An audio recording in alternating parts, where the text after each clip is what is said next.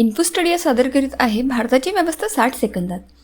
भारतीय संविधानाची सुरुवात कोणत्या भागाने होते आणि त्याला संविधानाचा आत्मा का म्हटलं जातं? उत्तर आहे प्रस्तावना, म्हणजे भारतीय संविधानाची ओळख करून देणारा प्रारंभिक भाग.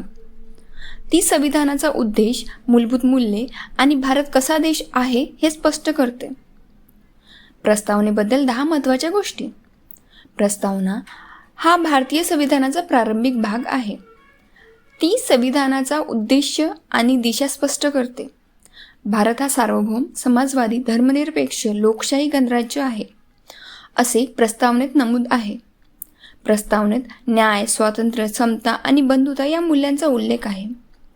प्रस्तावनेची सुरुवात आम्ही भारताचे लोक या शब्दांनी होते. प्रस्तावना भारतीय जनतेची इच्छा आणि संकल्प व्यक्त करते.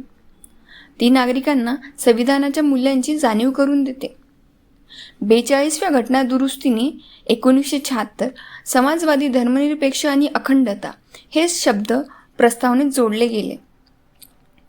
प्रस्तावना न्यायालयाला संविधानाचा हेतू समजून घेण्यास मदत करते. म्हणूनच प्रस्तावनेला संविधानाचा आत्मा असेही म्हटले जाते.